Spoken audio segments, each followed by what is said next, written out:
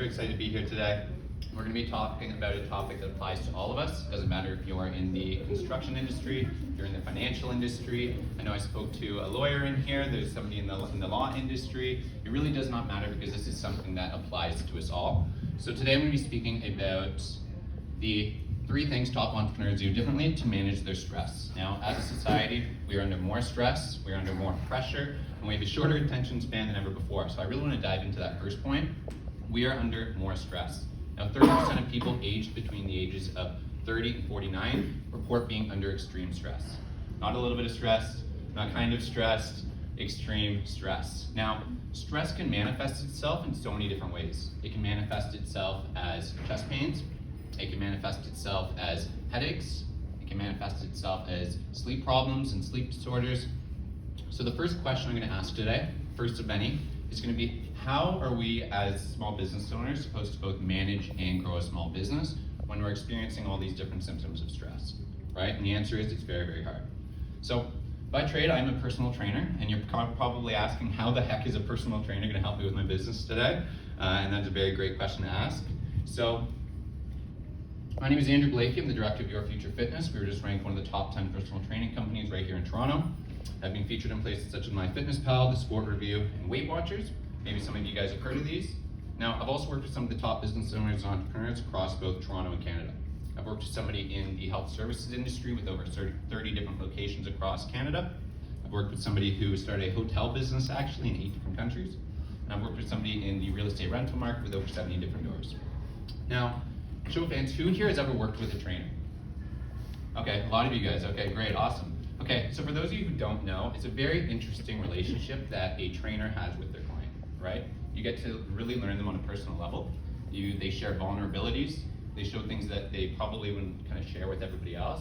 So it's a very deep and meaningful connection. And by working with some of these top entrepreneurs, there are 3 things that really kind of stuck out to me about what they do differently to manage their stress.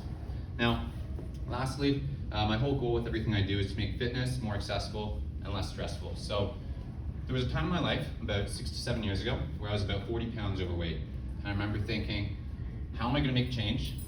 1, I need to make a change. And I remember feeling scared and confused.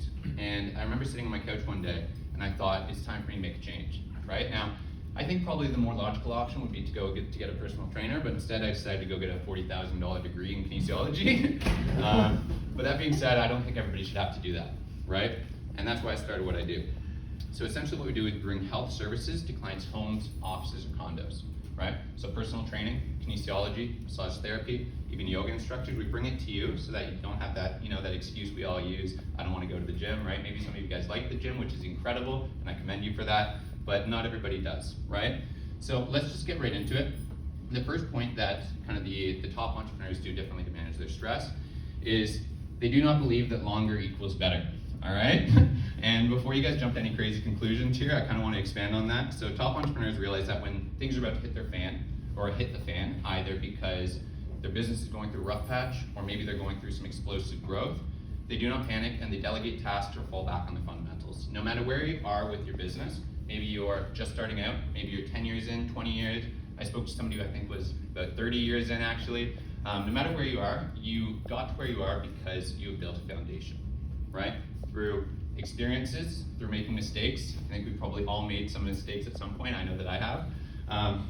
But regardless, this is when they kind of fall back on their strategy that's aligned with their long-term vision, right? Now the average business owner instead, they think that by spending more and more time on something, by taking on more and more responsibilities, and by doing more, because we can always do more, right? They think that that's going to kind of get them where they want to be instead of kind of focusing on that foundation that they've already created and building off of it. Now, there's a theory in psychology. It's called the limited capacity theory, okay? So I know this probably just looks like a balloon with a bunch of rocks in it, but we're going to kind of explain what this is and then see how it relates to your business, okay? So the outside circle is basically all of your attention. Your attention is a finite resource, and you can choose to spend your attention on whatever it is you'd like. You can choose to spend it on Netflix. You can choose to spend it on, spending time with your family. You can choose to spend it on, snowmobiling or golfing or whatever it is. But at the end of the day, you only have so much attention to give, right? So if that circle represents all of your attention, you can see on the left, the example they use is driving a car, right? So part of your attention is being spent driving the car. And I think that we can probably all agree that ideally, probably all of our attention is spent driving the car, maybe not just part of it. But regardless, the moment you actually have the passenger in the car, the chance of an accident actually goes up. And I'm not saying this to scare you, I'm saying this because when you bring this back to your business, if we're focusing on a million different tasks, everything starts to suffer, right?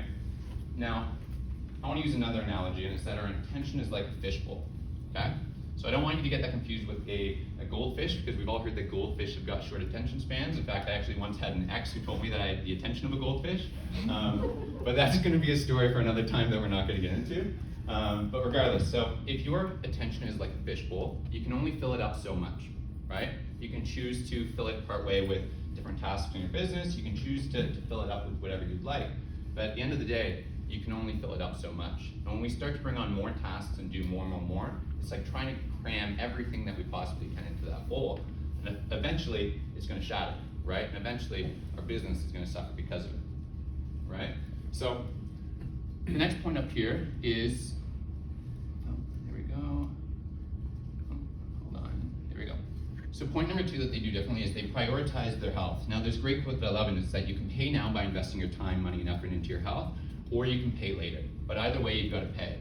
Now, wouldn't it be great if we could just say, okay, I'm going to focus on my health a little bit down the road, right? I've got time. But when it says that you can pay later, what that's essentially referring to is you're paying by having a decreased quality of life, right? You're not unable to do the things that you love deep into the aging process, into adulthood, right? You're losing the ability to do things like golf, keep up with your grandkids, carrying the groceries, simple things, right? That probably we all take for granted. But eventually, if you're not focusing on your health now, these little things are what's going to disappear, right? You're not going to be able to keep doing those. So there's a couple more quotes here on the board. You don't have to read each one, but you're more than welcome to. But what I want you to look at is the names there, right? Guys like Mark Zuckerberg, Mark Cuban, Elon Musk. I think people who we would all say are generally successful entrepreneurs, right? And when you look at those names, they all talk about how they implement fitness into their weekly routine, right? These guys who are working 60, 80, 100-hour work weeks, right? So when we kind of fall back on the excuse of I don't have time, I want you to think about these entrepreneurs who are working, again, their 60, 80, 100-hour work weeks, who still prioritize getting their exercise into their week. Now, I want you to hear from somebody I started working with about 2 years ago. So we're not going to hear what he has to say, but I'm going to tell you what he says. Okay, and you guys are just going to trust me that I'm saying the right thing, okay? So essentially, this is a man that I worked with for about the past 2 years. He's somebody who was looking for a trainer to come to his home, didn't like the gym, and he essentially realized that he wasn't looking for a 30-day fix. He was looking for a lifestyle change. And if you ever see this on my social media, this is literally word for word. So he was looking for a lifestyle change, right? And by implementing fitness into life, he found that he was more productive at work. He found that he was healthier, and from an aging perspective, again, this is his words, not mine, he felt like he was 10 to 15 years younger than he should have been, okay? Not the same effect when I'm saying it, but regardless, that's what he was getting at. So, by implementing fitness into your life, you're gonna be able to have an improved mental clarity, which is gonna help you in your business. You're gonna improve your sleep, right? Which again, is gonna give you that mental clarity to help you in your business. You're gonna move better, which is gonna help with that quality of life thing that we were discussing, and it's gonna lower your stress. Now, we're also not gonna hear from this next man, but I'm gonna tell you what he said. So this is somebody that I worked with. His name is Steve, okay? So, same thing, he was looking for somebody. He's got a busy life, he's a lawyer. He runs his own law firm here in Toronto, and with all these different appointments in his calendar, he basically looks at fitness as just another appointment in his calendar, right? Because when you start to get those priorities and you start prioritizing yourself, and not in a selfish way, but in a way where it's you're prioritizing yourself, you're making yourself a priority, and that comes from exercising, right? Eating healthy, getting the proper sleep, which again, we all know these things are important, but the big question is, are we making those a priority, right? And I know that I've been guilty of sometimes kind of neglecting that, but at the end of the day, it's about being consistent, right? So can you be consistent with these little things, right? Which eventually add up to bigger results down the road. Now, the last lady that we're not going to hear speak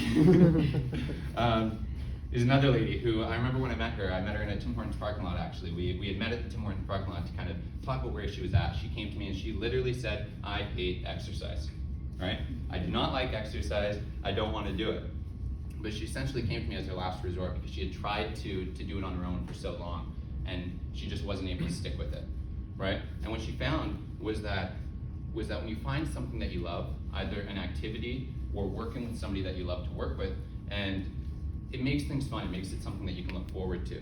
And I say this next point, not in a I don't know how to explain it, but you don't have to work with me, but I want you to do something. I want you to start prioritizing your health, and I want you to kind of start doing the activities that you need to so that you can continue doing the things that you love in 5, 15, 25 years down the road. So thank you, Cindy, for for this. Now, I want to give you some tips, some things that you can start doing today so that you're able to kind of leave here with something that you're able to implement. Now, one of the common themes is that we're all busy, right? You know, every single one of us in this room, we're all either running a business or thinking about starting a business, and time isn't something that we always have a lot of, right? I mean, I always kind of get to the end of the day and be like, where did the day go? I have no idea. But I want to give you something that you can start using today. And the important thing is maximizing the time that you do have, right? Maybe you've only got half an hour. Maybe you've got 25 minutes. Maybe you've got a full hour, which would be fantastic. But the important part is maximizing whatever time that you do have so that you can start, again, improving yourself, right? So one of the ways you can do that is through circuit training. Now, circuit training is essentially when you're pairing one exercise back to back with another, maybe even 3 or 4 exercises, taking a break and going back through it. This is going to allow you to get the most bang for your buck, get the most exercises done in the limited time that you do have, and then kind of improving from there as you get more time available.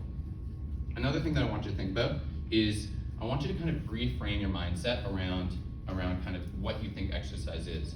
So if you're like Cindy, who is the lady who just spoke to us, if you're like Cindy, maybe you don't like exercise, and there's nothing that I can say to kind of convince you or say, you know what, you're gonna like exercise, which is fine. But I want you to think about all these different things that are actually available to you, right? Maybe you think of exercise as lifting weights. Maybe you think of exercise as yoga, whatever it is, right? It's important to understand that there's more than, and I hate using this quote, but there's more than one way to skin a cat, right? Right, okay, no laugh, that's fine. But regardless, I want you to reframe how you think about exercise, because I truly do believe that there is something for everybody. Okay? Now I want to touch on resistance training because this is something that I think that everybody should be doing. I'm going to explain why. There's a word in the health community that we use, and it's called sarcopenia. Okay? Sarcopenia. Essentially what this refers to is age-related muscle loss. As you age, you lose muscle, right? And by getting involved with lifting weights and strength training, you're able to actually slow down that process or actually gain some muscle, which is going to, again, allow you to kind of keep doing those activities you love. Maybe it's golf, maybe it's curling, maybe it's archery, whatever it is. It's going to allow you to do that well into your aging process, and it's going to allow you to stay independent longer, right? Maybe that means staying on your own in your 80s and 90s versus kind of going into a senior care facility or something like that, right? You're not going to become a burden on your children, right? It allows you to have the independence that you want and that you deserve, okay? Now, last point, I know that we're starting to kind of run low on time here, so we're just going to quickly kind of fly through this. Now lastly, they prioritize sleep. In brackets, I wrote the best you can because I also know that that's not always achievable and not always possible. So we're going to skip the hands up. Everybody can just put their hands up if you want. We can pretend like we did it. No? Thank you. I saw that. Thank you. You got me. So 32.7% of adults report sleeping less than 6 hours. Now, I'm sure there's somebody in your life who says, I can function on 5, right? I can function on 4. It's almost like a rite of passage, right? I can function on 3. I did 3 last night, right? But there's a difference between simply functioning and optimizing, right? There's a difference between that. And just because you got 3 hours or 4 hours of sleep and you think, I got 4, or great, fantastic, that doesn't mean that you're your best self, right? And by prioritizing your sleep, getting that, even if you can do 6.5, that's better than 4, right? I think we can all agree on that, right? 6 is bigger than 4. But what I want to do is I want to give you some tips to improve your sleep. Now, we all know that caffeine keeps you awake. I think we probably have all relied on it at one point. I know that I did when I was studying my degree. There was lots of coffee and lots of energy drinks, which I don't recommend, but regardless, lots of caffeine. So caffeine has a half-life of 5 hours. What that means is it takes 5 hours for you to clear half of that caffeine out of your system. So if you're somebody who has just had a cup of coffee at 3 p.m., that means you've still got half of that caffeine in your system by 8 p.m., right? Maybe that's one of the reasons that you're having trouble falling asleep. Now, another thing you can do is you can develop a good sleep routine, right? There's something called circadian rhythm, right? We know what circadian rhythm is. It's basically kind of the natural ups and downs of your energy throughout the day, right? And when you're getting all these different sleep times or going to bed at different times all the time, it's really hard for your body to kind of fall into that rhythm. So if you can kind of make it a little bit more stable, you know, that's one thing that we can do, right? One little thing, go to bed at the same time each day and hopefully you get a better sleep from it. But regardless, those are a couple tips that you can do to improve your sleep. And lastly, we've all been to seminars, we've all kind of heard speeches before, and what's one of the biggest things they always say? Take action, right?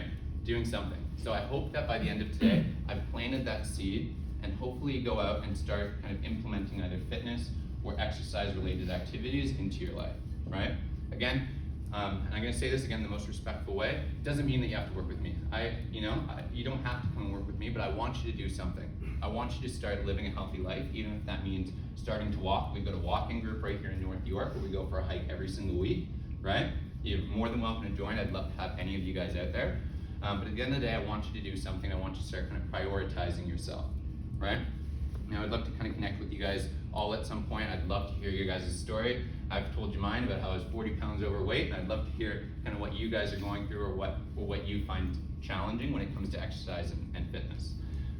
Essentially, you can book your clarity call with me. That's basically just where we go through kind of where you're at, what you've tried, what the roadblocks are, what's kind of kept you from succeeding in the past, and how we can optimize that to make sure that you get to where you want to be.